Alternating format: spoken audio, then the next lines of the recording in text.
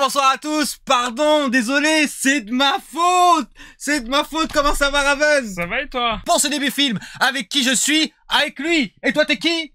Je sais pas. Il sait pas. Je suis avec, je Raven. sais pas, qui est avec nous. Bien sûr. Raven, le grand, Raven, le terrible, Raven, Le qui, terrible. et depuis la semaine dernière, est en jogging parce qu'il se Oui. prépare le 19 mai à polir et à poncer les sièges dans les salles de cinéma. D'ailleurs, est-ce que t'as une annonce à faire par rapport à ça? Oui, on va le dire aussi Ah bah, je te laisse sur le les dire. réseaux.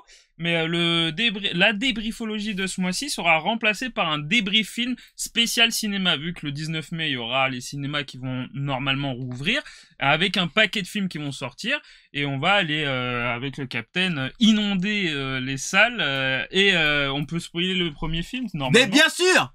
Mais Vas-y, bien je te sûr! laisse le dire. Salut Diddy Kong, salut Tizik! Le premier film que nous allons voir au cinéma le 19 mai, c'est Kimetsu no Yaiba, Ouais. le Demon Slayer, Le film. le train de l'infini qui a cartonné au Japon, qui fait un cartonne tabac aux partout, États-Unis, ouais, qui fait un cartonne tabac partout. Et moi j'ai vu la saison 1, j'ai adoré épisode 24 d'Anthologie. On va vous présenter du coup notre, Eh oui. parce que le débrief film, on rappelle le concept. Bonsoir Zkali. Les Bonsoir débriefs tout le monde. films, c'est des débriefings, c'est un débriefing. Débriefing, c'est des C'est débriefings. des débriefings. C'est un débriefing de...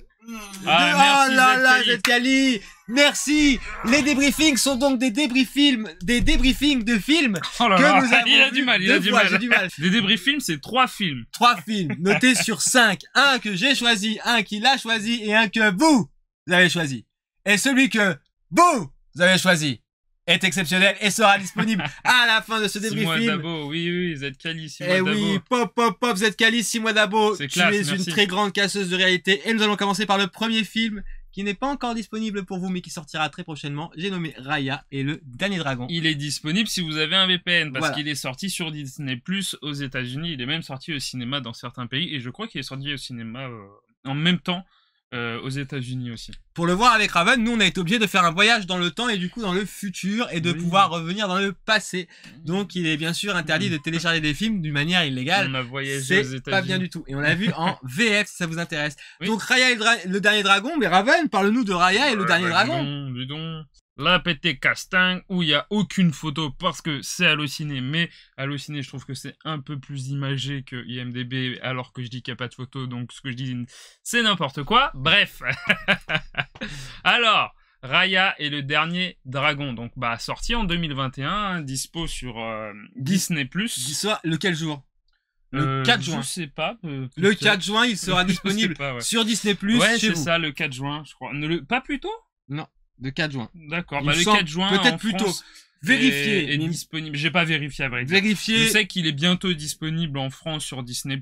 Il est disponible déjà dans d'autres pays, aux États-Unis, au Canada, tout ça, sur Disney+, parce qu'il est aussi sorti au cinéma là-bas. Alors là, on a 4 noms, donc on a 2 noms surtout à retenir qui sont Don Hall et Carlos Lopez Estrada, qui sont les principaux réalisateurs du film. Donc Don Hall est l'un des réalisateurs du film Les Nouveaux Héros, et qui a co-réalisé et co-scénarisé Vaiana, et qui a scénarisé aussi le film Winnie l'ourson, le dernier qui est sorti. Moi non plus, je l'ai pas vu. Mais Carlos Lopez Estrada, c'est le réalisateur de Blindspotting. Incroyable, incroyable. Ce film que nous avons vu, qu'on n'a pas débrief filmé, mais qu'on vous recommande chaudement. Grave, Il est vraiment cool, grave, ce grave, film. il est génial. Très très bon film, donc c'est étrange de le retrouver là, mais pourquoi pas. Il a aussi réalisé un épisode de la série Légion qui est excellente, et puis il a scénarisé pas mal d'autres séries aussi. Et puis après, il y a Paul Bridge et John Ripa qui sont des co-réalisateurs, mais on va dire que co-réalisateurs, enfin c'est compliqué chez Disney quand c'est sur un film d'animation, donc il y a plein de co-réalisateurs, pareil pour les scénaristes. Là, Allociné en nomme 2, mais au final, il y a des screenwriters, je crois que ça s'appelle, après des co-story, et il y en a d'autres encore, il y a une dizaine comme ça de personnes, parce que sur les films d'animation, surtout chez Disney, il y a énormément de personnes qui passent dessus, énormément de personnes qui réécrivent ou qui rajoutent des trucs au scénario, c'est un bordel son nom. Là, principalement, on a Adèle Lim qui a scénarisé Crazy Rich Asian et énormément de séries, et Quinn Nguyen qui a principalement scénarisé et réalisé la série The Society et puis d'autres séries encore. En VO, alors en VO, est-ce que j'ai le casting VO? Oui, voilà. En VO, on a Kelly Marie Tran qui a joué en fait dans Star Wars 8 et 9. Je sais pas si tu te rappelles de cette actrice-là. C'est celle qui avait eu un bashing sur les réseaux sociaux. Ah, c'est elle? Ouais, c'est elle. Il y a Aquafina qui est une rappeuse et qui est une doubleuse aussi, qui a doublé dans Bob l'éponge, dans d'autres dessins animés, qui a joué aussi dans Crazy Rich Asian et qui va jouer... Le film est déjà tourné, mais va jouer dans Shang-Chi, le prochain Marvel. Il y a Gemma Chen qui a joué dans Captain Marvel et les Éternels qui arrivent bientôt, dont on a vu quelques extraits dans la petite bande-annonce. Mais que Marvel nous donne et vous êtes neuf et c'est très bien les questions de réalité, mais restez avec nous. C'est ça. Il y a Benedict Wong qui a joué dans Doctor Strange, donc qui a continué à jouer son personnage dans Avengers et tout ça. Il y a Daniel Day Kim qui a joué dans Hellboy, le dernier Hellboy, mais on le reconnaît surtout pour Lost. Je sais pas si tu te rappelles de lui dans Lost ou dans dernièrement la série Highway 5.0 pour ceux qui regardent. Il y a Sandra Oh aussi qui est une actrice de... J'ai oublié. Grey's Anatomy. J'ai eu un trou de mémoire. Grey's Anatomy, voilà. En VF, donc ça c'était pour le casting VO. En VF, on a Emily Roult. Roult, je sais pas, Roult, ouais, c'est comme ça qu'on dit. Donc c'est surtout une comédienne de doublage qui double l'actrice Jenna Malone et Condur dans Dragon, mais je sais pas si t'as vu toi la série d'animation Dragon, qui est super cool d'ailleurs. Si, Dragon 1 et Dragon 2. Avec celui les trois sont super qui a pas de jambes et l'autre qui a une... Ouais, c'est ça. J'ai vu le 1, j'en ai vu 2. Et ben, dedans, il y a deux jumeaux. Je sais pas si tu te rappelles. Et il y a une fille, double la fille. D'accord. Voilà. Il y a Géraldine Nakache qui a joué et réalisé Tout ce qui brille, qui jouera dans le film Kaamelott qui arrivera. Jan Dia qui a joué dans le film Selfie et les chatouilles. Frédéric Shaw, il n'a pas joué que dans ça, mais pour le resituer, il a joué dans Qu'est-ce qu'on a fait au bon Dieu, hein, malheureusement, et Made in China, et Angoon, qui est une chanteuse. Tout ça. Lève les bras et danse avec moi. Je connais pas exactement des musiques de Angoon, en fait. Écoute, part du principe que ce que je viens de te dire est un accident. Et donc, c'était prévu au cinéma, bien sûr, et chez nous, c'est arrivé direct sur Disney+. Donc oui, Lucas, sera... sur Disney Plus aussi. Il y a même une polémique sur Lucas et Soul parce que Raya et Mulan, qui sont des Disney, avaient été direct sur Disney Plus, mais fallait payer en plus de l'abonnement Disney Plus, alors que les Pixar, Lucas et Soul, faut pas payer. C'est compris dans l'abonnement. Donc ce qui énerve un peu les gens qui travaillent dans le studio Pixar et qui voient ça comme message de la part de Disney, que leurs films sont moins bien, sont sous-cotés par rapport aux autres. Donc, petite gueulante du côté de chez... Après, peut-être que vu que c'est l'écurie Disney, ils préfèrent privilégier les films qui sortent de leur écurie. Ouais, mais faut pas cacher non plus qu'à des moments où Disney faisait des petites entrées avec leurs films, Pixar, eux, c'est eux qui leur ont ramené la thune, quoi, en gros, hein. Quand même. Oui, mais c'est que on va pas, c'est le monde du business, hein. À un moment donné, on va pas te dire merci, hein, alors qu'on devrait te dire merci. Et est-ce qu'on va dire merci à Raya et le dernier dragon qui nous conte l'histoire de Raya? Raya, qu'est-ce qu'a fait Raya dans la vie? Faut rien, c'est une chômeuse. Elle est avec son père, ils vivent dans un pays qui a plein de richesses. Et en fait, tout part d'une légende. Une légende qui veut que les humains et les dragons vivaient en harmonie, mais qu'une jalousie naissante entre les peuples a fait qu'ils se sont disputés leurs terres, et cet excès d'orgueil et de malfaisance les uns vis-à-vis des autres a donné corps à un esprit démoniaque. Je ne sais plus comment il s'appelle. J'ai oublié son nom. Alors là... Un esprit démoniaque, en fait, qui dévore et qui change tout en pierre, qui enlève de la vie à absolument tout. Comment il s'appelle? Je sais plus. Attends, on va je sais pas si c'est écrit... Tape méchant du film, je pense que tu trouves. Alors franchement, j'ai un trou de mémoire de ouf. Moi je sais pas. Alors attends, on va lire, hein. Il y a fort longtemps, un royaume imaginaire de Kumandra, une force maléfique, ça va être... Mais pourquoi il a un nom, mais là il le nomme pas. Il a un nom, bon, c'est pas trop grave. Donc c'est sur les terres de Kumandra, Et du coup, les peuples se scindent en plusieurs territoires, et Raya est issu d'un des territoires qui est le plus riche et qui a comme responsabilité de conserver le cœur du dragon. Parce que ce qui a libéré le continent de Kumandra de l'emprise maléfique de ces êtres qui enlevaient la vie et transformaient les gens en pierre, c'est le sacrifice des dragons qui, dans un élan, dans un sursaut de conscience et de confiance, le drone, exactement. Merci Zedkali. Le drone, ouais, c'est ça. T'as vu, elle était pas mal celle-là. Toi qui l'as vu le truc, t'as ouais. vu, il était bien placé. Et dans un sursaut de conscience et de confiance, les dragons feront une magie ancestrale qui permettra d'éliminer tous les drones qui changent les gens en pierre et de rétablir enfin la vie. Malgré ça, le continent de Kumandra reste fractionné entre plusieurs peuplades qui se regardent et s'envient. Vous avez une peuplade qui vit dans les terres glacées, une autre qui vit dans les terres arides, une autre qui vit au milieu d'un fleuve, etc. Et ils se jalousent un peu. Raya est donc la fille d'un des chefs d'un des continents de Kumandra qui décide, lui, de ne pas faire grandir sa fille dans un monde où il y a de la défiance entre les peuples et de la jalousie. Donc il invite les chefs de toutes les grandes tribus à venir se restaurer chez lui, parce qu'on s'entend mieux quand les restos sont ouverts, n'est-ce pas? Mais, il va se passer un événement qui va lancer les aventures de Raya et qui va du coup l'envoyer sur une route initiatique où elle va apprendre à grandir et à peut-être comprendre et essayer de comprendre ce que son père a essayé de lui instruire. Voilà pour le résumé concernant Raya et le dernier dragon qui n'est pas encore sorti chez vous et qui, comme l'a confirmé Zedkali, sera disponible le 4 juin sur la plateforme Disney+, et nous avons pu le voir en avant-première. Raven, qu'est-ce que tu en as pensé? Alors là tout de suite moi ok. Ah tu veux que je le fasse? Non vas-y. Non c'est parce que d'habitude c'est toi qui commence, c'est pour ça. Non mais alors moi ce que j'ai pensé c'est que je me suis pas emmerdé mais presque en fait. T'as vu ce que tu dis? Donc non je vais pas dire que je me suis emmerdé, il y a des trucs vraiment cool dans le film qui m'ont plu, mais je me suis un petit peu ennuyé, je l'ai trouvé un peu long.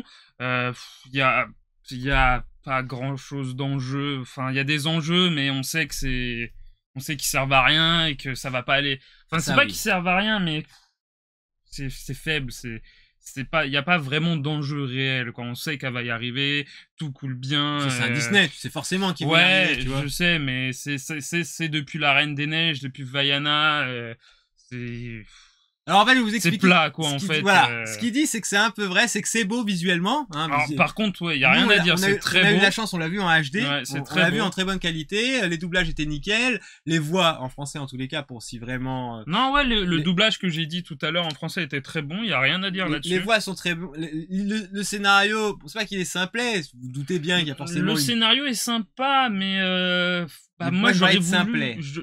Non, je trouve pas simplet parce que il y a vraiment une histoire derrière quand même qui accompagne le truc. Alors certes, c'est pas non plus un truc super élaboré, mais ça va, ça passe. C'est pas ça que je lui reproche, à vrai dire. C'est presque Vaiana chez les dragons, et c'est pour ça qu'il dit que c'est plat. Et c'est vrai qu'il y a des, en fait, depuis quelques temps chez Disney, notamment sur ces films d'animation. Alors c'est très bien, hein, on met des princesses à l'honneur, hein. Enfin c'est des princesses. Le problème c'est pas ça. Est-ce que c'est des figures de princesses? Ce que tu vas dire, c'est le fait qu'il y a plus de méchants. Il y a plus de réels méchants. Tu coupes dans mon élan, mais je voulais te dire que ils ont choisi un format où systématiquement c'est une héroïne. C'est ça. Est-ce que c'est par rapport aux cinématiques Disney univers étendu et que ces héroïnes sont faites pour se rencontrer et que chacune représenterait... J'espère. Enfin, alors, ça va être compliqué. C'est bizarre parce que Raya, en fait, Raya, le dragon, c'est pas ce qu'on croit, hein. Et ce serait... Bah oui. Donc c'est bizarre, tu vois.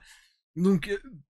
Bon, c'est cool de mettre des héroïnes, c'est très bien, mais comme il l'a dit, et ce que j'allais vous dire, mais il l'a dit avant que je le dise, mais il savait ce que j'allais dire parce qu'il souvent je suis avec lui et voilà, il coupe l'herbe sur le pied, c'est qu'il n'y a pas de méchants. Et vu qu'il n'y a pas de méchants, bah il n'y a pas de réels enjeux. Et ça c'est tout le problème et le défaut de Disney. Alors moi j'ai pas vu la Reine des Neiges, lui il a vu la Reine des Neiges. Oui, bah moi j'ai vu la Reine des Nuls. J'ai vu la Reine des Neiges, je pense que c'est un peu par le succès de la Reine des Neiges qu'ils ont continué ce format-là. C'est normal, ça a marché, ça a cartonné, donc ils continuent. Mais il y a quand même eu Zootopie, qui est pas du tout le même format. Ah, il est génial. Et ça a très bien marché. Mais il y a un méchant dans Zootopie, enquête policière, pas de musique, à part celle de Shakira. Mais là, Raya, le dernier dragon, c'est beau.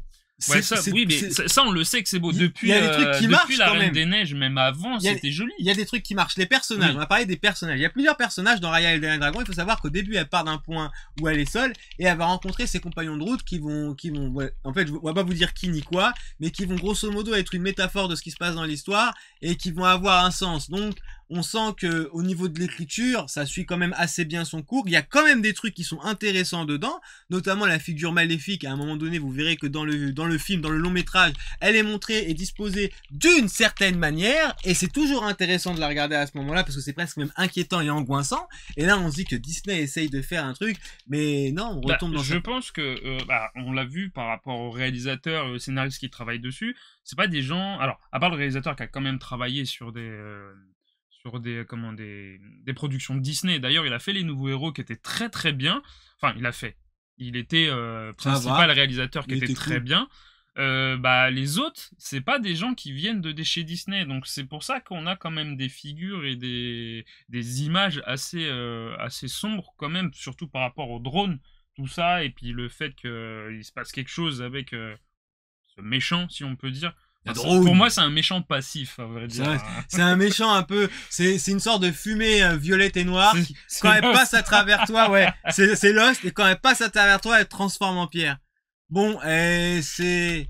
En fait, c'est le problème Disney, c'est qu'arrivé à un moment donné, il va falloir mettre des méchants pour que les enjeux ils soient clairement définis et établis, qu'il y ait une réelle opposition entre une figure et une autre qui permet de sublimer la figure de la gentillesse et peut-être d'accentuer sur la morale que tu veux nous donner là.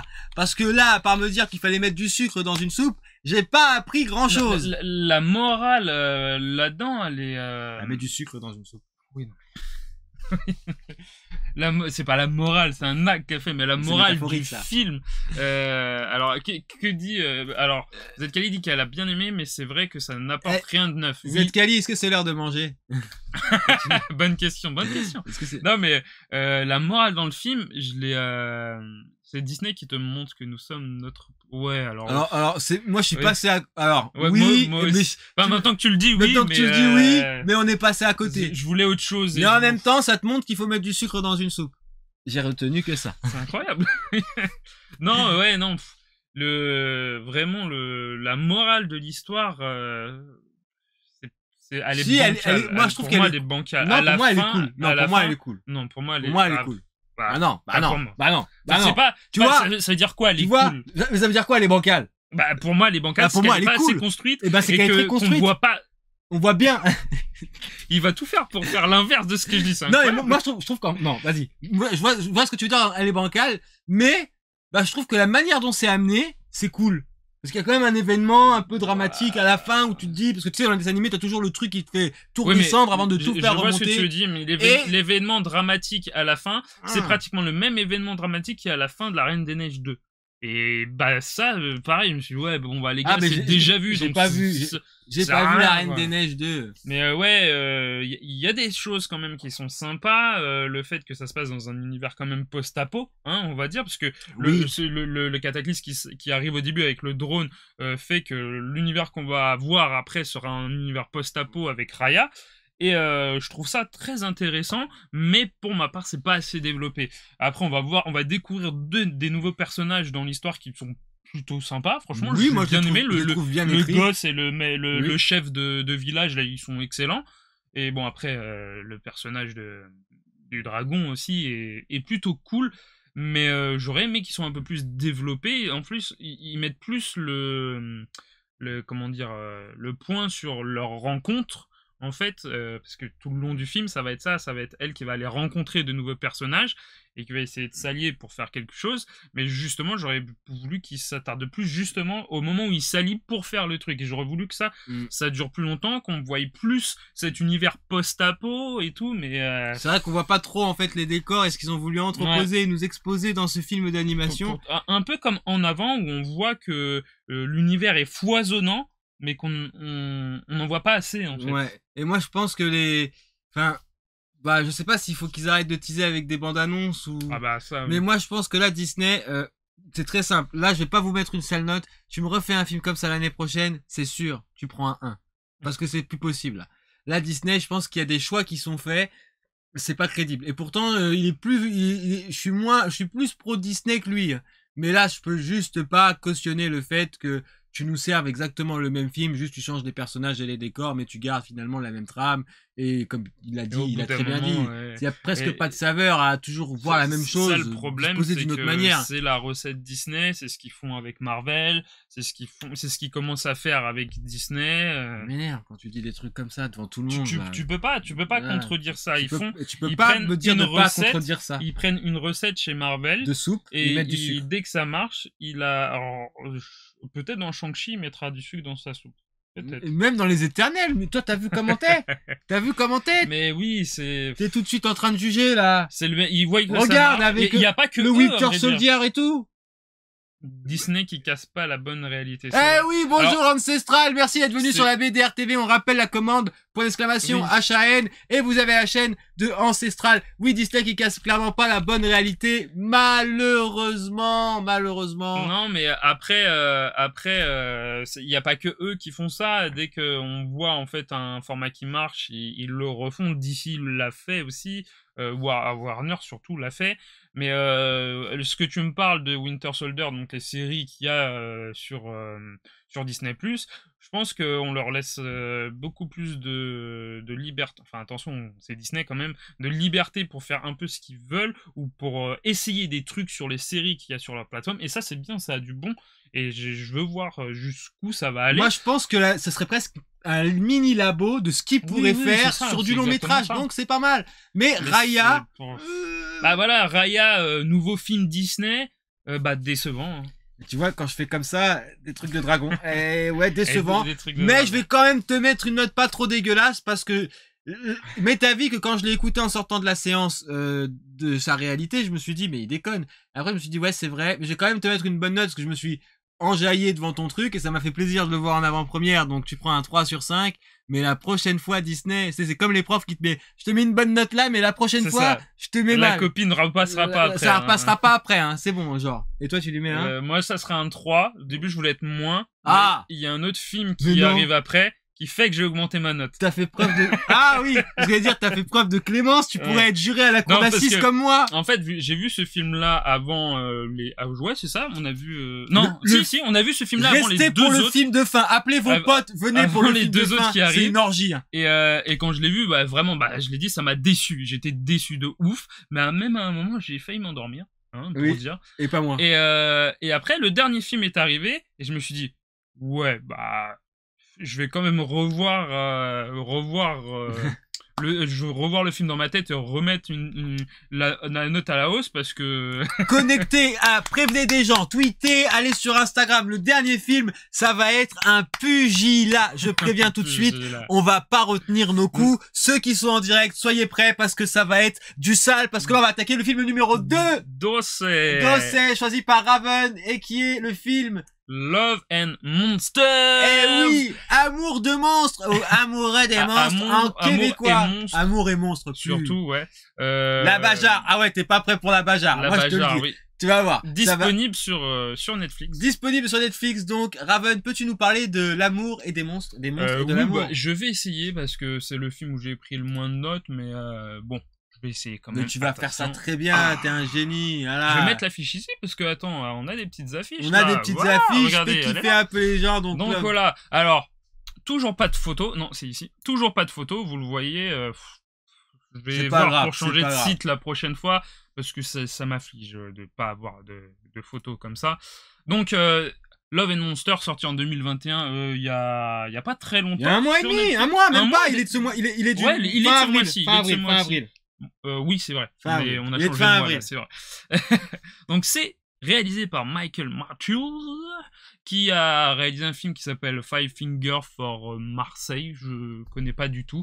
Alors, je vais regarder avec vous, ce que c'est scénarisé par... Alors, il y a Matthew Robinson aussi, mais principalement, c'est Brian Duffield qui a fait le film. On va aller voir tout de suite qu'est-ce qu'il a fait. Donc, alors, regardez, filmographie.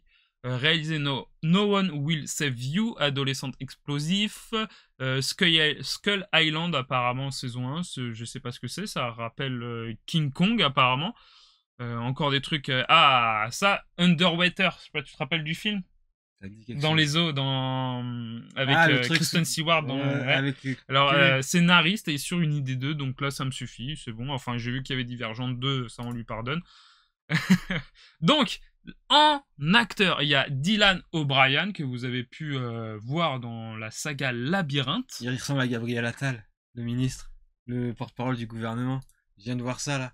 Il ressemble à Gabriel Attal. Non, tu m'avais dit une autre personne encore quand on regardait le film. Ah mince, ouais. J'ai oublié, mais... Il me fait penser à trop de monde, ce gars.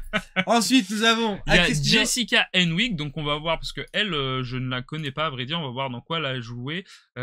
Godzilla vs King Kong et Matrix 4, voilà, tout simplement. Alors, Michael Rooker, qu'on connaît parce qu'il a joué dans Les Gardiens de la Galaxie. Et dans la série The Walking Dead, le frère de Daryl, Merle, ouais, exactement. Et qui a joué dans un des films de réalisateur de Gardiens de la Galaxie, James Gunn, qui s'appelle Horribilis, et je vous le conseille parce qu'il est très fun. Il y a Dan Ewing, alors je sais pas qui c'est, je sais même pas qui il joue dans le... Ah, il joue Cap, d'accord. Donc qui a joué dans Invader, Rainfall, c'est pas des trucs de ouf. Ariana Greenblatt, hop. On va voir aussi, parce que je ne sais pas... qui va jouer dans Borderland.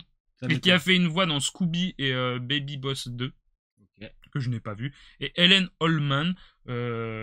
Pareil, c'est qui elle dans le film? Ça, j'ai déjà oublié. Qui a joué dans Hawaii 5-0. C'est une des filles, à mon avis, qui est dans la première colonie, je pense. Avec le premier film. Donc voilà pour le casting, parce que il y a pas mal de second rôles, mais je vais pas tous les faire... déjà je les ai pas notés et je les connais pas. Alors donc je vais vous parler du film Love and Monster, raconte l'histoire complètement folle et improbable d'un gars qui est amoureux d'une fille. Alors vous allez me dire, mais Captain, est-ce que c'est ça l'histoire folle et improbable? Ben bien sûr que non. Puisque ce gars qui est amoureux d'une fille, et là vous allez les voir, ils sont en train de faire ce que vous ferez tous les ados américains. D'ailleurs si tu es ado et que tu es américain, n'hésite pas à prendre un 4x4, te garer sur la colline avec vue sur la ville, dessiner ta copine et lui faire des poutou-poutou sur la banquette arrière parce qu'on sait que vous aimez ça, les étudiants américains. Mais pas de chance, au moment où ils décident de s'y mettre, une attaque fait en sorte que des monstres envahissent la Terre. Donc on sait comment ça vient, mais on va rien vous dire parce que au début du film, c'est expliqué par un petit film d'animation qui est vraiment très cool. Donc on vous laisse deviner le pourquoi du comment. On arrive à planter ce décor. La bande-annonce montrait un truc de ouf là en fait. Ce décor post-apocalyptique et par la suite, il est séparé de la fille qu'il aime, où il doit donc suivre ses parents et elle va de son côté. Et malheureusement, les monstres inondent la planète et il se retrouve complètement seul dans une colonie où tout le monde est en couple. Donc les colonies, en fait, c'est des groupes d'êtres humains qui se sont... Des bunkers où les êtres humains, pour survivre, se sont rassemblés entre eux et ils vivent en communauté. Et lui, il vit avec eux et il est tout seul, il est célibataire et il repense à cet amour esselé qu'il a laissé derrière lui dès lors que la catastrophe est arrivée. Mais est-ce que notre petit aventurier intrépide va se laisser faire ? Bien sûr que non, puisqu'à un moment donné, il en a marre d'être tout seul, et il en a marre de dormir dans le froid, il veut avoir chaud, il veut avoir la fièvre, il veut qu'on lui arrache ses vêtements, il en a marre de regarder les lustres bouger par les hula-hoops de ses voisins de chambre qui eux ont trouvé l'amour et lui non, et il décide donc avec son courage, il le prend, cheville au corps, décide d'aller à l'extérieur, seul extérieur qui est synonyme de danger, pour rejoindre l'amour de sa vie, sauf que ça n'arrivera jamais. Sache que si je suis amoureux de toi et qu'il se passe ça, bon courage et bonne chance. C'est pas du tout vrai. Un air de Paul Walker adolescent, ce Dylan. Très certainement. Peut-être, oui. Alors je sais plus quel nom il a. Et la particularité du personnage principal, c'est que c'est un peureux. Et il a peur de tout. Il a peur absolument de tout. Il s'appelle donc Joel. Il a peur de tout. Et quand il annonce à sa colonie qu'il va partir à l'extérieur, traverser plus de 150 km pour retrouver sa destinée, ils sont tristes. Parce qu'ils pensent... Ils y croient pas. Il va mourir parce que c'est... Et il va forcément vivre des aventures tout le long de son trajet. Parce que il y a énormément de monstres dehors. Ah oui, il y a des monstres. Et les monstres sont cool. Le bestiaire est incroyable. Le bestiaire est incroyable. Par contre, réellement, ne regardez pas la bande-annonce. Oui, non, parce que là, je viens de voir juste dans les premières secondes. Ne regardez pas la bande-annonce. Alors, bon, lui, il a commencé sur le film d'avant, donc je vais commencer sur ce film-là. Film très beau, très coloré. Ouais. Ça, c'est vraiment cool. La colorimétrie du film, et même là, parce qu'on l'a vu en 4K. Hein. Oui. On l'a vu en 4K. Ouais. Il est vraiment cool au niveau de les couleurs. Les personnages, le scénar célibataire, il se la colle derrière l'oreille, il va donc sauver le monde. Mais non, il va pas sauver le monde. Il va essayer.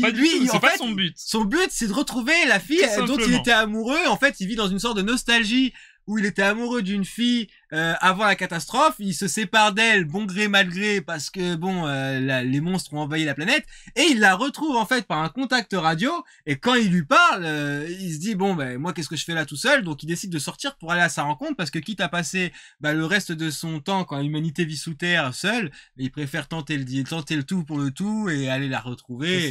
Voilà. Et il va faire la rencontre donc de gens tout au long du chemin. Les décors sont vraiment cool. Ouais, le bestiaire et les décors sont vraiment bien travaillés, c'est assez ouf. On s'y croirait dans cette Amérique complètement... Enfin, c'est The Last of Us. Ouais, c'est ça, The Last of Us, ou les trucs de post-apo qu'on voit, I Am Legend, tout ça, les trucs comme ça. Oui, c'est aussi bien travaillé. Les acteurs, alors c'est tous des stéréotypes. Oui. Il n'y a pas un acteur qui...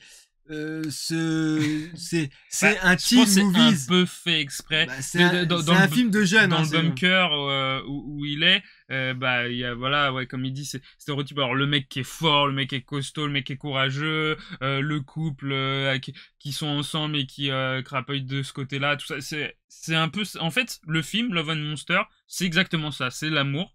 Il y a ça dans le film et des monstres. Ça vous ment pas sur le produit. Sur le produit. Par contre, c'est un film un peu pas gnangnan, j'ai envie de vous dire, mais presque, parce qu'en fait, le film ne vous laissera pas énormément de surprises quand vous allez écouter ce qui se dit et ce qui se fait. Il y aura bien, je pense, à la fin 2-3 twists un peu sympathiques, mais qui sont pas tellement évocateurs. Il y a des trucs au niveau des croquis et des dessins qui sont intéressants à regarder. Vous ferez bien attention au début parce qu'on vous racontera toute l'histoire qui a mené nos protagonistes à vivre dans ce monde-là. Et c'est fait par le biais, comme je l'ai dit au début de ce débrief film-là, de dessins. Et c'est vraiment bien foutu et c'est cool. Mais un film, j'ai pas envie de dire fade. Déjà, les monstres et la rencontre avec les monstres, on les vous a vu dans la bande-annonce et c'est dommage parce que ce film devait sortir au cinéma, je crois, à la base. Oui, il devait sortir au cinéma. Il a été racheté par Netflix à cause du Covid et du coup, il est disponible sur les plateformes et tant mieux. Parce que je pense que la note que je vais lui administrer tout à l'heure, elle sera beaucoup moins sévère que si j'avais payé pour le voir. Parce que le gros défaut de ce film, c'est pas qu'il est lisse. C'est vrai qu'il y a de l'amour et des monstres. Il va pas plus loin que son concept. Il va pas plus loin que le concept qu'il nous propose. Et si vous avez déjà vu des teen movies, celui-là va rien vous apprendre ou va rien vous donner de plus à boire ou à manger. Malheureusement. Et moi, c'est peut-être ce que je lui reproche. C'est que, et pas qu'il y ait des phases d'action, il y a des phases où on s'ennuie. Il y a un chien dans le film qui rajoute un truc au récit qui est plutôt cool. Qui rend l'histoire intéressante. Ouais, le chien, il est génial. On s'y attache, hein. Pour peu que vous aimez bien les chiens, vous allez kiffer parce que même la rencontre avec le chien, elle est plutôt touchante et elle est plutôt cool. Oui. Donc il y a vraiment des trucs qui fonctionnent. Il y a ce monde dangereux, même la fin qui est un peu humoristique. Enfin, le film est dans l'ensemble un peu humoristique. Ouais, le film est drôle. Il y a rien de dramatique dans le film, mais ça reste, c'est un film d'adolescent. Ouais, c'est ça. C'est un film d'adolescent. Et si les thématiques finalement qui sont liées à l'adolescence, vous avez déjà fait le tour. Le truc c'est que c'est sur Netflix et pour ceux qui ont Netflix, vous voyez que c'est pratiquement que ça, des teen movies, des séries adolescentes et tout ça. Et ça, malheureusement, c'est un énième film d'adolescent qui, moi, personnellement, me gave parce que ça m'intéresse pas vraiment. Mais comme il a dit, le concept derrière, les monstres, tout ça, le décor, c'est sympa. Mais c'est pas ça qui rachète le film, clairement pas. Alors, s'il y a le couple avec le couple, attention, le duo de personnages avec le vieux et la petite fille que j'ai trouvé super cool, mais pas assez bien traité pour ma part. Et puis, ce qui est un peu objet, c'est on met là pour faire une étape au personnage. Dès que l'étape du personnage est finie, point barre, il se tire. Super. Ouais, mais la meilleure chose du film. C'est-à-dire que quand j'ai compris que c'était un teen movies, j'ai accepté que on va de là à là avec ce personnage-là ou avec avec ce décor-là, parce que tu regardes le film, il est découpé par rencontre de personnages, nouveau décor, rencontre de personnages, nouveau décor. Donc en fait, on lui fait vivre des aventures à certains endroits, à certains moments. Alors vous allez me dire, ouais, mais c'est comme ça que ça avance un film. Oui, mais là-dedans, c'est presque mécanique, un bon best-of Big Mac, bon, mais aucune surprise. Oui, c'est ça. Je suis pas fan des best-of Big Mac, donc si oui, tu mais me dis si, moi si je ce film-là est un best-of Big Mac, je trouve que c'est de la merde, mais bon. Mais non, mais c'est quand on remplace-le par ton hamburger préféré, quoi. À McDo? Oui, c'est ça, je pense. J'ai pas de burger préféré à McDo, mais je comprends. Dans le sens, oui, effectivement, il y aura aucune surprise, oui, comme d'hab. Il y aura aucune surprise en regardant ce film. Malheureusement. Déjà qu'il n'y avait pas de surprise dans Raya, mais alors dans celui-là, donc là, on n'a pas été surpris. C'est qui a noté en premier? C'est moi ou c'est toi? Je me Raya, rappelle c'était plus. moi, donc là, je te Ok. laisse l'auteur en premier. Bah moi, malheureusement, Raya était un petit peu mieux. Celui-là, il va se taper un 2, hein, parce que Ouais. aucune surprise, même malgré... Bah, ça m'attriste de mettre un 2, parce qu'il y a quand même des mecs derrière qui ont conceptualisé des monstres qui sont dingues, qui ont bossé des mois et des mois pour rendre les monstres en numérique assez ouf et super bien fait. Oui, carrément. Mais pour moi, pour rien, quoi, en fait. Ou pour que ça soit vraiment, comme il dit, fade. Eh ben écoute, ça fera... Tu sais, dans la vie, il y a des 4-4 et il y a aussi des 2-2. Et donc, moi, je lui mets aussi un 2 parce que c'était nul, c'était éclaté. Mais vu qu'ils sont pas 150 000 sur le live, j'en ai rien à secouer, tu vois. Pas beaucoup de gens ont été témoins de ça et tu vas le couper avant de le mettre sur YouTube. Alors, je te mets aussi un 2, Love and Monsters, parce que tu es beau, t'as des belles propositions. Mais j'ai plus de 30 ans. Ouais, voilà, c'est Voilà. ça. Et jamais j'irai chercher ma copine à l'autre bout d'un pays plein de monstres. Débrouille-toi. C'est-à-dire, c'est terminé. On se dit au revoir. On se dit adieu. Mazel tov. Ravi de t'avoir rencontré. Le dénouement de cette histoire d'amour, j'ai trouvé ça cool. J'ai trouvé ça bien, en fait. Oui, c'est cool. J'ai fait, ça, c'est cool. C'est osé, c'est bien, Mais j'aime. qui que tu sois, même si je te dis, je t'aime. Je n'irai pas te chercher s'il y a des monstres derrière chez toi. Débrouille-toi. C'est ton problème. D'ailleurs, partez de ce postulat-là. Si on est fait pour être ensemble et être amoureux, mais que des monstres nous séparent, bah, considère que c'est terminé, hein. Je viendrai pas te chercher, hein. Voilà. C'est dit. Je préfère qu'on mette les choses au clair tout de Dans suite. l'ensemble, il y a des personnages Toi- dans le film, Toi, c'est ça. t'irais à chercher, Non, mais je pense que je sortirai quand même, mais peut-être pas pour aller la Ouais, mais chercher, toi, je parce sais que pas. toi, tu serais capable de dire, ah, des Pokémon! Non, c'est pas mais des Pokémon! Après, être enfermé dans un bunker comme ça dans une nuit, enfin, justement, c'est pas une vie, tu vois. Mais moi, je ferais plus comme le vieux avec la fille, tu vois. Genre, tu sors et tu t'essayes de survivre. Si Oui. tu survis pas, tant pis. Parce que les êtres humains ont très peur de sortir, parce que sortir signifie diminution de l'espérance de vie, La puisqu'en fait, il mort. y a énormément d'espèces qui peuplent, et chaque espèce a sa particularité, sa singularité Ça, c'est pour attaquer cool. les gens. Et ça, c'est vraiment cool, mais on le voit pas assez, ou c'est pas assez développé, Ouais. malheureusement, mais parce que le film ne se donne pas non plus le temps de le faire, et puis on vous montre quand même, il y a quand même, visuellement, il y a des belles propositions. C'est un gros 2 que je lui mets. Je veux dire, c'est un 2. Si vous passez par là, vous avez rien à regarder, vous avez 2 heures à perdre, vous êtes en plein après-midi, voilà, vous voulez un truc un peu facile, tu mets ça, voilà, ça fait un peu le taf. Mais- Ce sera pas ta claque de l'année 2021, mais ça fera le Comme taf. tu dis, il est pas sorti au cinéma, tant mieux. Il est sorti sur Netflix, ça vous fera le film Ouais, de votre par contre, je le vois au film cinéma, de la il semaine. prend un ou il prend un petit 2. Mais on va tout de suite passer au troisième film qui nous a été conseillé par Fufu. Et ce film, Quel film! quel film? Monster Hunter. Et alors, le réal, on le connaît parce qu'on l'a pratiqué. Et crois-moi bien, mon pote, que si t'es sur Twitter, on va te marquer sur cette vidéo parce qu'il faut que tu vois et que tu traduises ce qu'on a à dire sur toi parce qu'on a des comptes à régler, frérot. Et là, il va commencer. Est-ce que tu peux nous dire qui est l'auteur de ce crime, s'il te plaît? Alors, le film Monster Hunter. Le crime Monster Hunter. Je veux pas juste faire un bisou et nous Ça- on t'en fait ça un gros plaisir, Litena. merci. Bisous, son podcast est disponible Oui, au le téléchargement. podcast est On en parle à disponible, la bien fin sûr. de l'émission. Mais Oui. allez tout de suite checker et sinon et Tolkien dans tout ça. Blablabla. Bon, qui est l'auteur de ce crime horrible? T'inquiète pas, Ancestral, on va venger du monde là. Oui, donc tourné en 2020, un projet qui date de 2018, sorti en 2021, il devait sortir au cinéma en septembre 2020, puis il a été repoussé en avril 2021, et au final il se retrouve en VOD et en DVD et Blu-ray. C'est réalisé et scénarisé par Paul W.S. Anderson. Shame on you! Shame on you! On ne le présente plus, donc Non. le type qui a malheureusement Massacré. fait, Resident Evil, Souillé! et les trois mousquetaires qui étaient complètement Souillé. horribles, mais qui avait fait un des premiers films qui s'appelait Event Horizon, qui était plutôt stylé, à vrai dire. Moins souillé. Et qui- Mortal Kombat? Et oui, c'est vrai, Mortal Christophe Kombat, Lambert. Pour celui-là, on est indulgent. Au scénario, là, il y a écrit Kaname Fujioka. C'est faux. Lui, c'est le créateur de Monster Hunter. C'est juste que Capcom a donné son aval pour réaliser le film, mais il n'a rien à voir dans le film. Merci hein. de rétablir. Donc, le scénariste de ce C'est truc. seulement Anderson ou des gens qui bossent pour Anderson. Je ne sais D'accord, pas. d'accord. Restez les 6 spectateurs parce que là, on va se la donner. Vous pouvez dire tous les gros mots que vous voulez sur ce réalisateur dans le chat. calmez-vous. On s'en fout. Et il a une femme qui s'appelle Mila Jovovich qui joue dans le film, dont c'est la 8e collaboration avec lui. Hein. simplement. Et elle aussi, elle a contribué au film Resident Evil. Au massacre, dis les choses, dis les termes. Elle a débuté, enfin, elle a pas débuté, mais elle a joué dans le 5e élément, où elle a été, on va dire, elle était très bien, reconnue là-dedans, aussi avec Jeanne d'Arc, mais surtout le 5e élément. Il y a dans le film, il y a Toninja qui a joué dans Hong Bak et qui a réalisé Hong Bak 2 et 3. Regardez-les parce qu'ils sont très bons. Et il a joué dans Ip Man Legacy, le spin-off dont on a fait la débriefologie d'Ip Man, les 4 films. Il y a Ron Perlman qui a joué bien sûr dans Hellboy, dans la série Son of Anarchy et Pacific Rim. Et dans le film qu'on a débriefilmé, L'île aux enfants perdus. C'est vrai, j'avais zappé. Qui avait été conseillé par Litena. C'est vrai. Et après, il y a d'autres acteurs qu'on s'en bat les couilles, à vrai dire. Parce que, tout simplement...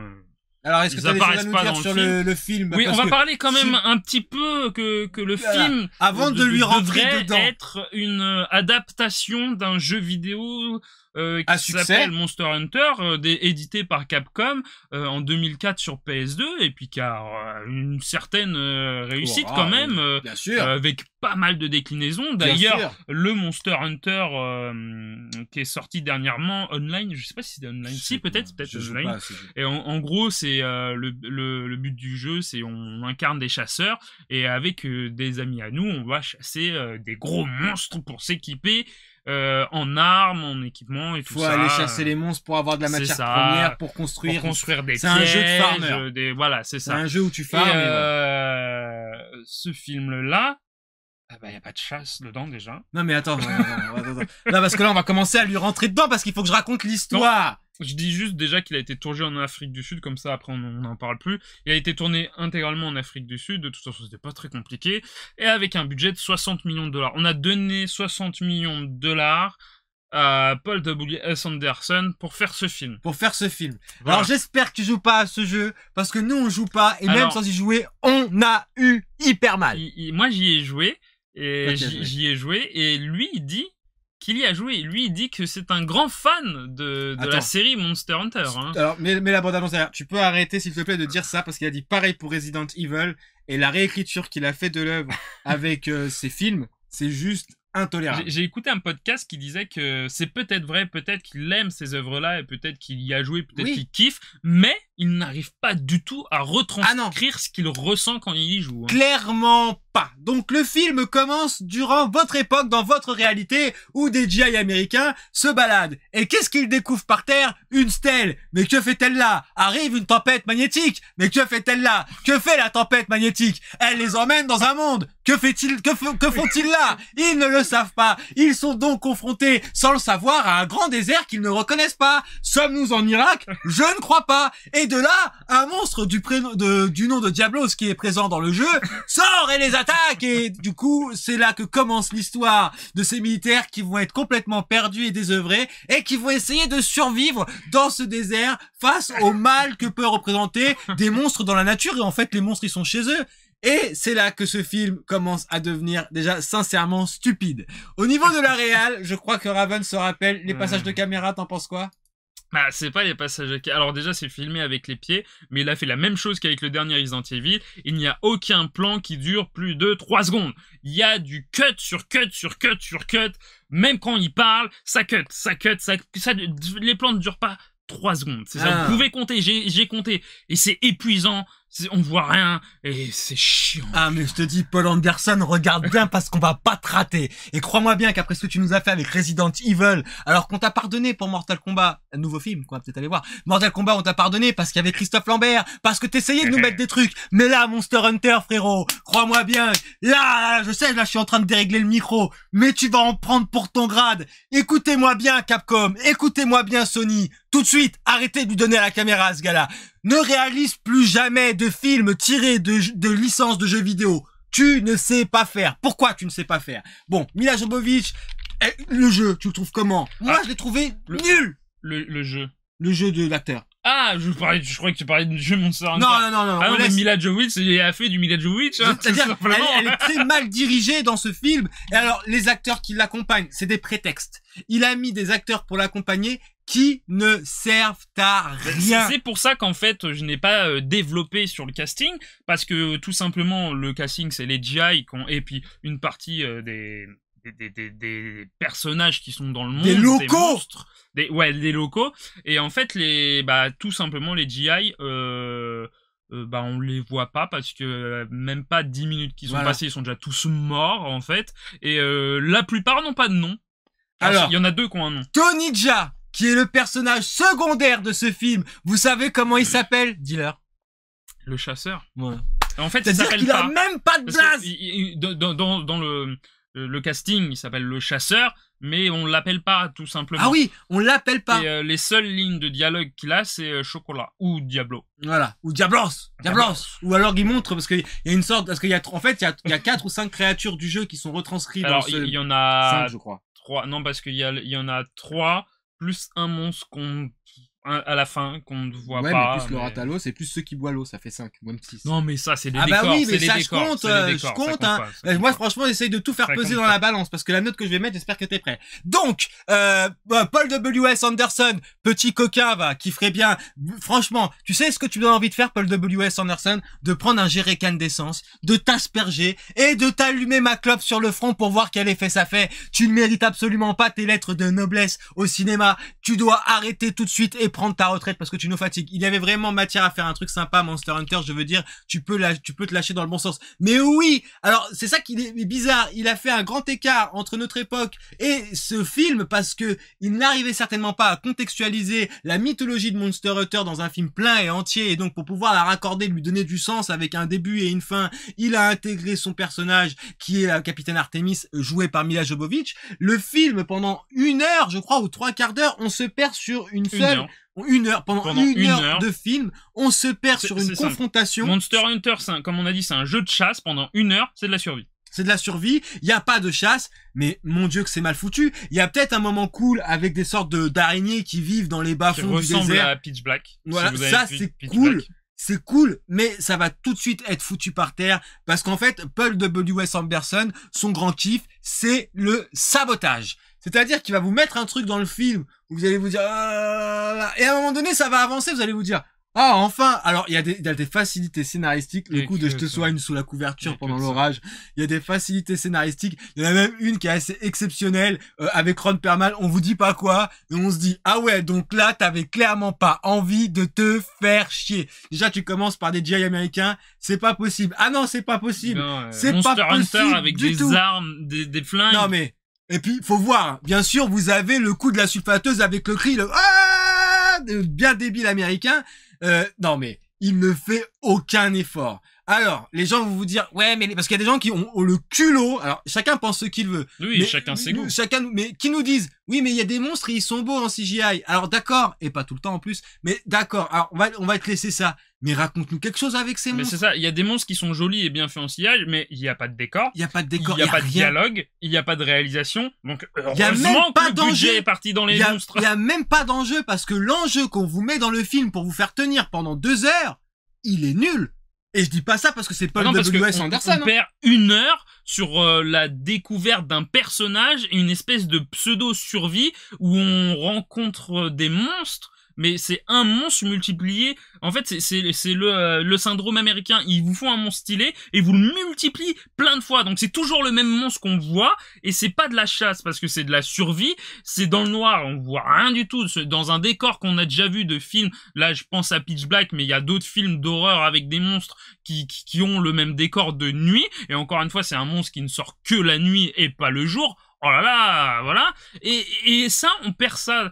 On nous perd pendant 1 heure là-dessus, quoi. C'est pas possible. C'est pas possible. Et quand le scénario avance, parce qu'à un moment donné, il faut bien aller quelque part, on a dit que pendant 1 heure, le gars, il a envie de vous montrer quelque chose. Et une fois qu'il a décidé de faire avancer son scénario, il se dit, oh là, ça avance là, les gars, j'ai des trucs à vous montrer. Alors, il nous montre 2-3 vite fait nouveaux décors. On se dit, bah, moi, je me dis, ah, bah, c'est cool. Tu vas pouvoir enfin nous mettre un peu de fun, tu vois. Ça y est, tu vas nous mettre du monstre. Tu vas nous mettre des épées de 8 mètres. Non, il y arrivera jamais, ce mec. Les épées de 8 mètres, ils sont dans le dos. Et ils bougeront pas du dos jusqu'à la fin du film. Jusqu'à la fin du film. Et donc là, il vous introduit d'autres personnages, donc des locaux, des autres chasseurs, comme Tony Jaa, qui ont pas de nom.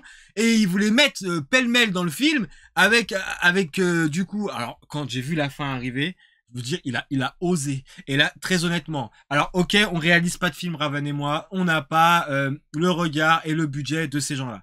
Mais très honnêtement, Et là, je le dis, je me désolidarise de ce qu'il a fait de Resident Evil. Je mets ça de côté. Parce que ça se trouve, le nouveau réel fera pas mieux avec le film qui va sortir cet automne. Mais passons. Je pense pas à Resident Evil. Ce qu'il a fait, ce mec-là, ce réalisateur-là, Paul W.S. Anderson, c'est purement et simplement du foutage de gueule. Mais réellement, il ne s'est pas fait mal sur son scénario. Et qu'on vienne pas me dire qu'il y a un but créatif ou artistique. Tout est facile et l'enjeu final, tel qu'il est amené, même j'étais à côté de toi, je te le disais. Il va se passer ça. Et quand j'ai vu qu'il se passait ça, je dis non mais, il nous prend, enfin, moi j'ai vraiment l'impression d'avoir vu ce film et d'être pris pour un con. Ah oui, non, mais clairement, il n'y a aucun effort qui est fait. Et c'est détestable. Et on peut même pas considérer, parce qu'il y en a qui vont dire que c'est un nanar ou quoi, on peut même pas considérer comme ça. Mais merci Ancestral. Voilà, toi, bah t'es mieux que Paul W.S. Anderson et on n'a pas attendu que tu t'abonnes pour te le dire et surtout pour le savoir. Et même si on le considère comme un nanar ou comme un truc comme ça, alors pas parodie parce que non c'est pas ça, mais ou un nanar, mais c'est même pas ça parce que c'est pas fun à regarder. On prend pas plaisir à regarder. On se dit pas c'est complètement nul. Non c'est affligeant. C'est affligeant. Mais et encore une fois cette idée alors nous on joue pas, on n'est pas des fans du jeu, mais les fans du jeu. Mais comment ne pas être pris pour un con quand tu vois ça? Il commence le jeu en mode avec des GI, donc ok, je comprends pourquoi il a pris des GI, c'est le regard des spectateurs qui n'ont jamais joué à Monster Hunter et qui ne connaissent pas Monster Hunter. Donc ils apportent des personnages qui viennent d'un autre monde en fait. Ok, mais ce monde-là va falloir l'expliquer au bout d'un moment. Il te montre des monstres, il t'explique pas vraiment ce que c'est et surtout il te montre un personnage. Alors il y a des humains et des monstres, ok, mais il te montre un chat, mais qui est de forme humanoïde. Et c'est tout. Il vous le montre. Et si vous n'avez pas joué au jeu, vous ne savez pas qui c'est, vous ne savez pas qu'est-ce qu'il représente, vous ne savez pas pourquoi il est là, en fait. Et ce personnage, là, dans le jeu, est très important. Hein. C'est un personnage qui nous aide à combattre, qui nous aide pour faire les tâches qu'on a à faire par rapport à cuisiner ou à farmer et tout ça, à garder dans notre coffre et tout ça. Et là, il est juste là. Il y a juste un chat humanoïde dans le film, c'est tout. Et c'est incroyable. Aucune explication. De voir à quel point les CGI et tout fait de la figuration pour nous servir une scène de fin, une bagarre contre un Rathalos. Ceux qui ont joué au jeu savent qui est le Rathalos, c'est le monstre ultime de Monster Hunter. Alors plaisir les gars pour l'ensemble de votre œuvre et les mimiques de Raven au début de l'explication du scénar. Les mimiques de Raven sont classées au patrimoine mondial de l'UNESCO, il faut le savoir. On va dire que le Rathalos c'était un des monstres mythiques dans... maintenant il y a plus gros, mais oui c'est un des plus connus du Il est jeu. bien fait. Mais alors attendez, oui les monstres sont bien faits. On vous a pas dit. C'est tout ce quand le film va vraiment se terminer, alors là, il y a un alors pour vraiment ce mec-là n'en a mais je pense qu'on peut spoiler. Ne regardez pas ce film. Non mais on va pas spoiler parce qu'on va quand même leur laisser. Non je veux pas. Je veux pas qu'ils le regardent non plus, mais on va pas quand même leur spoiler. Si, faut spoiler. Non, spoil pas parce qu'on va se montrer plus intelligent que lui. Quand vous voyez la fin du film, si ça c'est pas un crachat au visage, parce que pour moi c'est outrancier ce qu'il fait. C'est vraiment, j'ai pas voulu me fatiguer, j'ai pas voulu réfléchir, j'ai juste voulu te donner du fun. Que et 60 millions. très mal nous connaître quand il plante le dernier truc. Et en plus, c'est vraiment mal fait.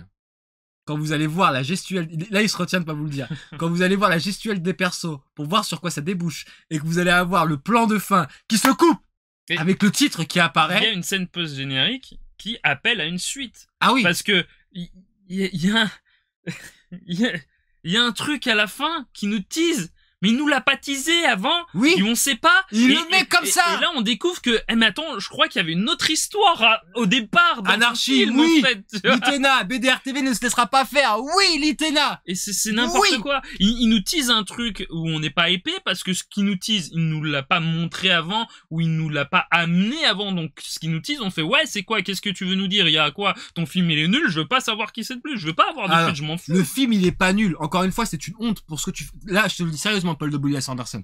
N'adapte plus jamais de licence jeux vidéo. Tiens-toi loin des trucs qu'on aime, hein, fais autre chose, vends des churros, et respect à tous les vendeurs de churros, tu nous fatigues, tu nous emmerdes, tous autant que c'est bon, on peut tout accepter. T'as fait 8 Resident Evil et tu m'as fait mal. Alors, c'est pas lui qui a tout fait. Hein. Mais il m'a quand même pas respecté. Produit, mais il a pas tout réalisé. Tu m'as pas respecté, je l'ai mal vécu. Moi, j'ai fait des cauchemars avec tes trucs en plastique mal fait. J'ai mal vécu le truc et j'ai transpiré, j'ai eu chaud, j'ai fait cacamou, je t'en ai voulu, hein. Mais je suis passé outre ces trucs-là.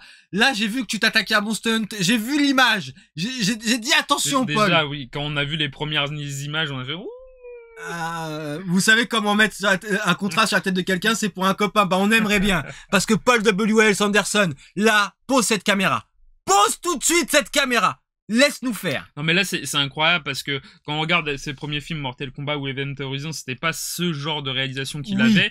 Il avait le même on va dire procédé, mais il avait pas ce genre de réalisation où c'est cuté sur cuté. On vous montre les actions. Alors je pense qu'il utilise plusieurs caméras. On vous montre des actions surdécoupées qui deviennent illisibles, qui deviennent irregardables. Moi, mal joué les acteurs pendant une heure. Il y a Ron Perlman et il s'en fout. Ouais, bon, ça me gêne pas, à vrai dire, Ron Perlman qui s'en fout, parce que Ron Perlman est sympa, mais on le voit pas assez, parce que clairement, je vous dis, pendant une heure, on voit deux personnages, un qui parle pas, et l'autre, et c'est limite un peu raciste, hein.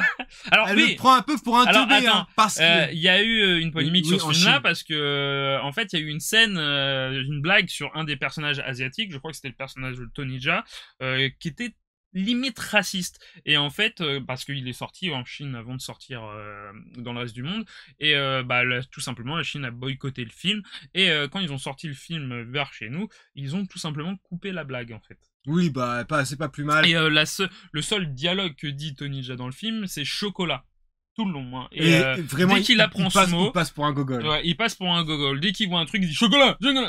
C'est Tony Jaa, bordel. Est-ce que, enfin, je sais pas si vous avez vu des films avec Tony Jaa, mais Tony Jaa, c'est un artiste d'art martial de ouf. C'est un acteur de dingue. Il est réalisateur, il est chorégraphe, il est acteur d'action de ouf. Et vous le mettez dans ce film-là, il tire des flèches avec le même piège. Alors, si vous avez joué au jeu, vous pouvez tirer des flèches avec des pièges différents. Là, il y a une flèche avec un piège tout le temps. Et il fait que ça, de loin. C'est Tony Jaa, putain de merde.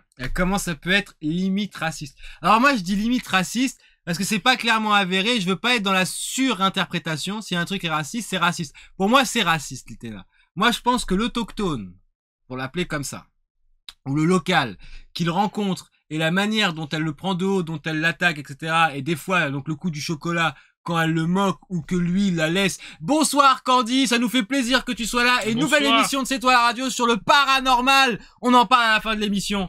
Et quand elle l'envoie au charbon, que lui il l'envoie au charbon. Alors c'est pour ça que limite raciste, parce que dans ma tête c'est pas clairement défini comme en tant que tel. Ça reste mon interprétation du truc. Mais réellement je pense qu'il a été dans des facilités, Paul W.S. Anderson, à ne pas nous respecter nous en tant que joueurs ou en tant que spectateurs. Et c'est juste plus possible. Je ne verrai plus déjà après Resident Evil j'avais la diarrhée. Mais là, je ne peux absolument plus cautionner ce que ce gars-là fait avec les licences de jeu. Tu vas prendre une sale note. Fait en tant que film, tout simplement, parce que même les films qu'il a fait après, qui étaient les Trois Mousquetaires, où t'avais un espèce de Trois Mousquetaires chelou, à moitié moyenâgeux futuriste, complètement what the fuck, qui était aussi filmé avec les pieds, arrête de faire des films. Vends ta caméra, vends ta caméra et achète-toi des baskets. Tu nous saoules. Je sais même pas s'il en a rien à foutre. Mais il en a rien à foutre. Je sais pas si c'est ça, parce que... Ok. D'accord. Parce que tu voulais dire quoi? Pour moi, c'est du foutage de gueule son film. Hein. Oui, mais peut-être, mais je sais pas si lui-même il en a rien à foutre ou s'il arrive pas à transmettre ce qu'il veut transmettre. Alors, il faut abandonner. Mais arrête de 60 millions, mais donne-les-nous. Mais donne-nous les 60 millions, t'en fais un film, nous. Non, on fait venir Litena, on te fait un film. Litena, on adapte un truc du Seigneur des Anneaux. Non, lâchez-nous 60 millions. Mais si, c'est elle, la directrice artistique, c'est elle qui s'occupe de tout. Après, on appelle pour les décors, pour tout. On fait le film avec vous, la BDR. On fait un film de ouf, genre. Non mais c'est bon, Paul W.S. Anderson, t'es viré, on veut plus te voir dans le paysage, dégage, fous le camp. Je pense qu'on a trop parlé sur ce film-là. Oui, maintenant. J'ai chaud, j'ai envie de te faire du mal, j'ai envie, c'est pas bien la violence, on vous le dira tous les jours, mais Paul W.S. Anderson, je vais te mettre la note de -5 sur 5, tu te rends compte de ce que t'es en train de me faire -5 sur 5 pour ton film, claqué au sol. Je rebondis sur Ancestral qui dit oui c'est dingue qu'il ait encore ces licences pour lui et qu'on sait qu'il crache, mais en fait ces films marchent. Resident Evil a beaucoup marché parce que celui-là il a pas marché. Il s'est planté parce que tout simplement les spectateurs chinois n'étaient pas là. Et même européen, hein, oui, même en VOD. Il y a aussi le Covid qui a joué, mais presse. Toutes les rumeurs, tout ça, toutes les mauvaises presses, mais toutes les adaptations de jeux vidéo qu'il a fait ont marché, ont fonctionné.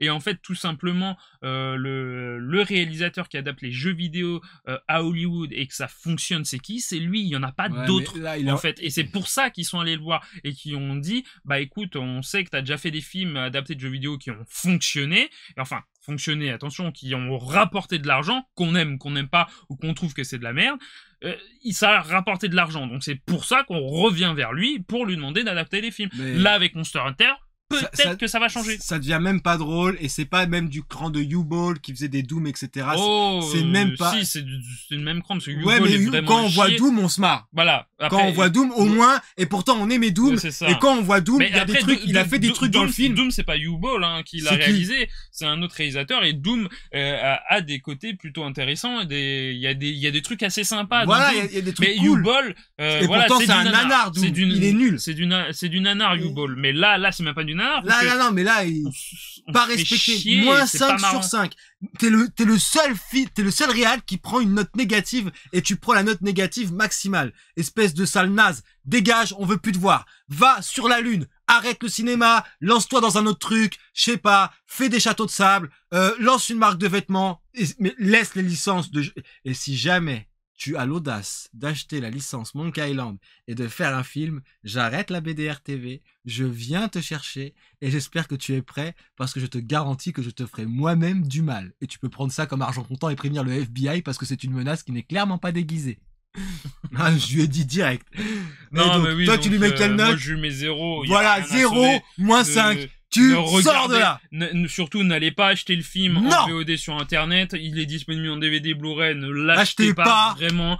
Si vous voulez le voir, passez par un NordVPN. Voilà, NordVPN. Faites-le vous prêter. Vraiment.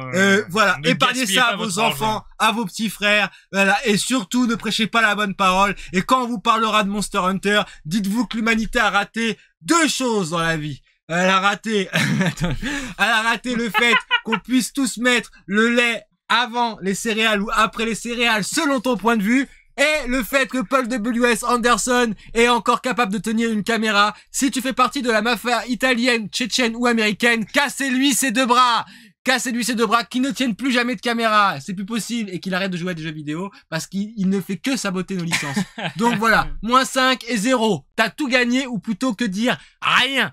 Donc nous allons pouvoir refaire tous les films, on va parler de nos partenaires, mais on va pouvoir parler, qu'est-ce que tu fais? Non, mais d'accord, oui, ok. T'inquiète pas. Donc on va pouvoir parler des films que nous avons traités. Le premier film, c'était donc Raya et le dernier dragon, que vous pourrez retrouver sur la plateforme Disney+, le 4 juin, que nous avons vu en avant-première, puisque nous avons fait un saut dans le futur et que nous sommes retournés dans le passé. Non, disponible avec des VPN.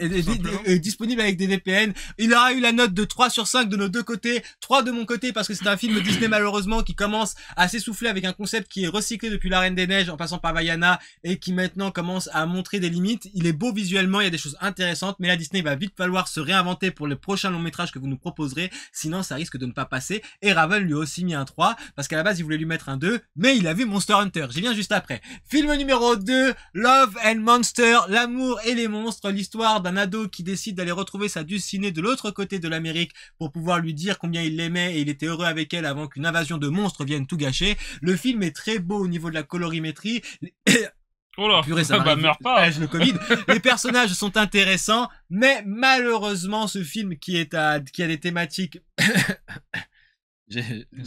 Test PCR. Calme-toi. Test PCR. Le film qui a des thématiques intéressantes ne va pas chercher plus loin que le bout de son nez. C'est un film plutôt fun, mais qui se destine. Plus loin que son concept. Ouais. Voilà, qui va pas plus loin que son concept et qui se destine à un public un peu teenager, hein, if you know what I mean, do you know what I mean, enfin, désolé pour mon anglais, Litena a dû saigner des oreilles. Donc, il aura récolté de ma part la note d'un bon 2 sur 5, c'est-à-dire que je peux pas lui mettre 2,5, mais on lui met un bon 2 sur 5, et Raven lui a aussi mis un 2 sur 5, certes, modeste, peut vous satisfaire le temps de... Voilà, c'est ça, c'est le film de la semaine. Le film de la semaine, vous avez 2 heures à perdre, vous trouvez le concept sympa. Ne regardez pas la bande-annonce, le design des monstres est vraiment cool. Certains personnages qui interagissent avec le personnage principal sont sympas, mais la manière dont il est monté, la manière dont on nous raconte une histoire, même si l'histoire d'amour à la fin est traitée d'une manière intelligente, font que ce film ne va pas plus loin que l'intérêt qu'il arrive à générer par le biais de sa bande-annonce. Et ensuite, la catastrophe tant annoncée qui devait se passer en 2012 et provoquer la fin de votre civilisation s'est en fait passée en mars 2021. C'est juste que les Mayas avaient inversé le 2 et le 1. Et ce n'était pas du tout le Covid qui arrivait en 2020, mais bien le fait que Paul W.S. Anderson puisse encore avoir accès à une licence Capcom qui lui a permis de mettre sur pied la licence Monster Hunter qu'il a adaptée au cinéma, ce petit coquinou, et qu'il a sabordé complètement avec des acteurs qui sont malheureusement pas présents à l'écran, des acteurs qui ne prend même pas le temps de nommer, il ne donne pas de consistance à son récit, il sabote une licence qui a nourri l'intérêt de nombreux fans. Paul W.S. Anderson, il est bien temps que tu prennes ta retraite et que tu penses à autre chose. Les licences de jeux vidéo pour toi c'est terminé, tu prends -5 de mon côté et 0 du sien. On ne vous recommande absolument pas Monster Hunter, sauf si c'est pour le montrer à des gens que vous détestez. Et même ça. Je vais terminer par l'émission se termine, merci à tous d'avoir regardé, je vais terminer par nos partenaires, et le partenaire numéro 1 c'est la PGR, le titre de test de rétro gaming préféré de ta réalité, chapeauté par RomGam qui vous proposera bien évidemment des tests, et aussi une convention qui pourra se tenir dès le 11 juillet, je crois, le 11 et le 12, une convention qui sera pour les collectionneurs, qui sera donc dans le nord de la France avec des tickets qui seront bientôt en vente. N'hésitez pas à aller sur leur site et à vous rencarder, apparemment c'est vraiment cool, il y a des youtubeurs assez connus dans le rétro qui y vont et qui se rencontrent. Donc on aura certainement une très belle convention, nous y serons. Partenaire numéro 2, c'est la fantastique Litena, Litena qui vous fait le podcast et Tolkien dans tout ça, qui est disponible en téléchargement, que nous avons écouté et dont là a pété les 60 téléchargements et plus encore. Litena qui était avec nous sur le chat, Litena qui joue à un jeu purée. Moi depuis, oui, puisque cette semaine vu que je suis au tribunal, et ben je ne peux pas rentrer tôt pour la voir, et donc quand je rentre, je retweet ses tweets, mais elle a déjà fini de jouer. Mais allez voir, elle stream, elle fait des streams lore, elle est gentille comme tout, et elle est, elle est agréable et pertinente. Encore une fois, c'est quelqu'un qu'on aime beaucoup à la BDR parce qu'elle nous a permis de connaître et de rencontrer énormément de monde. Donc Candy, c'est toi la radio qui va animer une émission sur le paranormal, et qui est une émission de radio qui est disponible tous les premiers dimanches du mois, me semble-t-il que.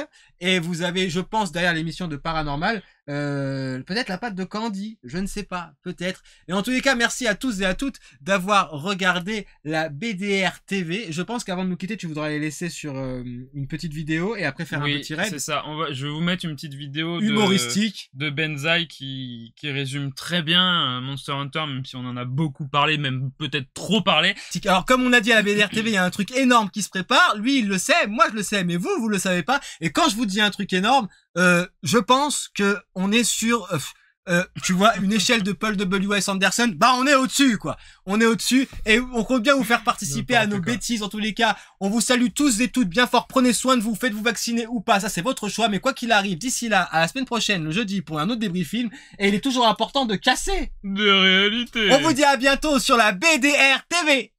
Monsieur Anderson, en fait on a remarqué il y a que vous qui savez faire de la thune avec des licences de jeux vidéo, même si vos films ont rien à voir avec les jeux. Capcom voudrait quand même que vous fassiez Monster Hunter. Donc en fait, ok, donc Monster Hunter, ça veut dire que ma femme va chasser des gros monstres avec des gros flingues, ok, ça marche. Silence, on va tourner. Ah non, le chasseur ce serait Tony Jaa en fait, on l'a déjà casté, mais les vrais stars c'est le monstre en fait. Ah ok d'accord, je comprends mieux, donc en fait ma femme joue un monstre de 30 mètres de haut, c'est ça? Ok, ça marche, tous en scène, on fait qu'une prise. Non, on peut pas lui faire jouer le monstre, il faut qu'il ressemble à ceux du jeu en fait. Bon, on va faire un compromis. Ma femme avec un gros flingue va aider Tony Jaa à tuer des gros monstres. Ok, ça marche, on tourne moteur. Pas si vite, en fait elle peut pas avoir un flingue parce que ça se passe un peu dans un monde préhistorique. Quoi? Mais vous cassez les couilles, ça veut dire que ma femme doit venir d'un monde parallèle pour ramener ses gros flingues dans votre film? Ouais, c'est vous qui voyez, hein. Ok, bon allez, on commence là s'il vous plaît messieurs, hein. Pas besoin du son, non, on s'en va les couilles, y a pas de dialogue.